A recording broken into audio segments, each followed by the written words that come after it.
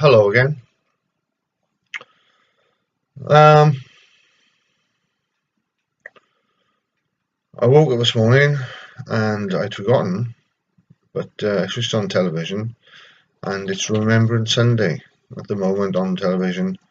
They're showing the cenotaph in London and the parade there to remember the people who have fallen in war, who died in war. As it's Remembrance Sunday, I thought I would share a poem with you that is about war. I wrote it in 1997. 7th of the 1st, 97, so this was when I was unwell and had not been diagnosed. I remember that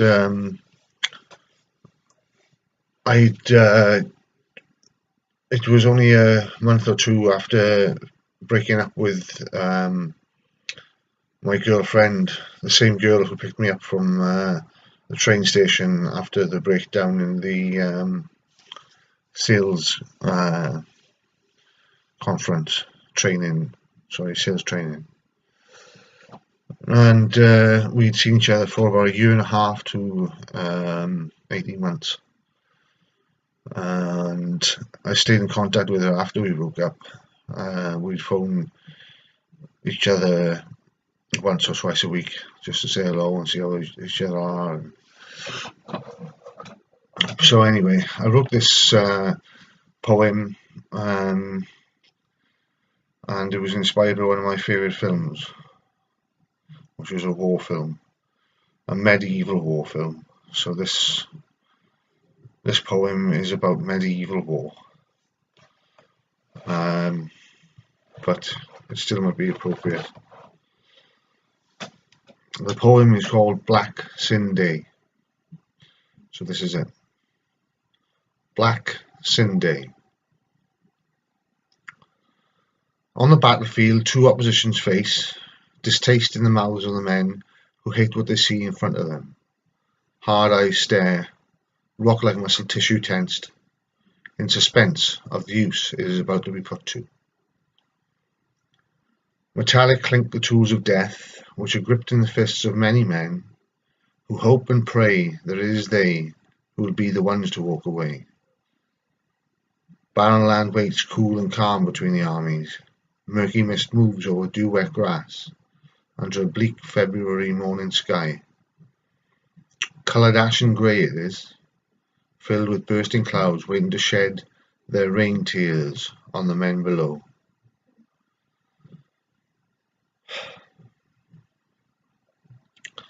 A tear falls from one man's eye and down his cheek, but he does not cry in fear of what he faces. More in rage for the days his homeland has been a slave to a king who now brings his army to fight for him. A mirror image of this man's feelings can be found in every man around him. Anger, rage, determination, and a lust for the enemy's blood to soak the already damp ground beneath their feet. They all hunger to greet the opposition with a death-bringing blow, for they know that this battle cannot be lost. Wind blows, stirring the air, which seems to be as tense as the men who breathe it. Empty silence fills it now, but soon it will be filled with the full sound of battle cries, dying eyes, steel upon steel, screams. The unfortunate will know what the cold steel of weapon means to be upon their skin. Before they die, it will be the last thing they feel. As he waits, our man's life flashes before him, seen as if in a dream. But just for this chance to fight for his country, it seems worthwhile to throw his life away, and maybe, one day, he will be remembered for his courage. They wait. A sword is raised to point to the sky. The owner's blood-curdling cry of war is then joined by many more savage voices. Sword drops and the choir of warriors rush forth, anger and bloodlust in their eyes. The damp ground is made to mud as thousands of feet trample it. Both forces rush forward towards each other, evil intent clear, as they wield war weapons above their heads with no fear, willing whatever they strike to be dead in an instant. One man stumbles and meets his death under the feet of his fellow men. Ignorant they run on. With a clash the Titan armies meet. Death smiles in anticipation of the lives it will take. In one mighty swing, an axe buries itself in a head to the hilt, and so death's door is swung wide open wide. Body after body drops to the ground lifeless. Soul after soul is released and is free, to see if anything does await it. With a force of hate-filled rage, all manner of weapons are used in deadly ways. And though for one army it will be a great win, this day is black, this day is sin. The last men left flee for their lives, so an army is gained for what it strived.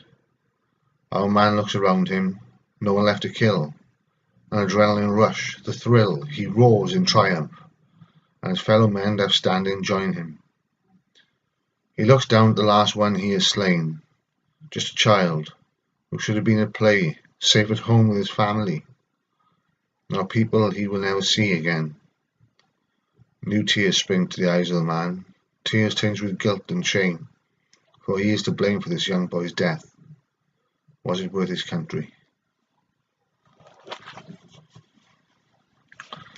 As I say, I was unwell when I was writing that poem, and it was around the time where I was holding principles of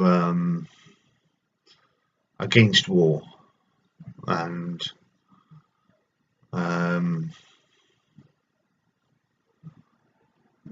so some of the text is anti-war. Like, for instance, I say, as he waits, our man's life flashes before him, seen as if in a dream, but just for this chance to fight for his country, it seems worthwhile to throw his life away. Well, I might not agree with that anymore.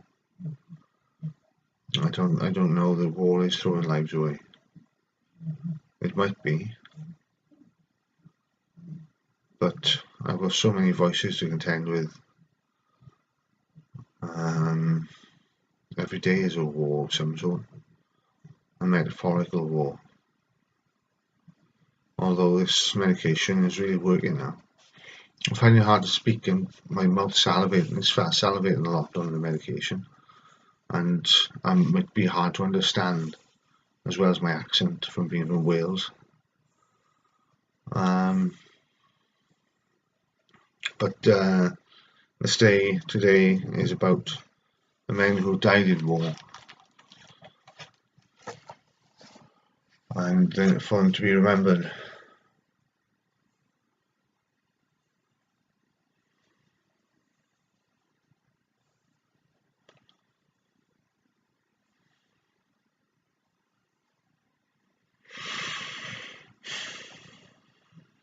I don't know what it's like to be in war. I can't possibly come up with any sort of idea of what to feel. I've never lost anyone because of war, any of my family. I don't have any brothers or sisters. I have many cousins, and none of them have been to war. So I don't think I can pretend to know what it's like. And that poem is based on film, on movie scenes, where, for instance, where I say thousands of, what was it? Say again. The damp ground was made to mud as thousands of feet trample it. I don't know, that's just a scene off a film. I don't know what it was like back then. I'd like to get to learn more about history. Maybe I'd understand a little better then. I enjoyed history in school, but I gave it up. I think I quit history. But that's it for now. Thanks for listening. I hope you enjoyed, and subscribe my blog, subscribe my account. I've still got a lot to talk about schizophrenia and other things. Yeah, so thanks for listening.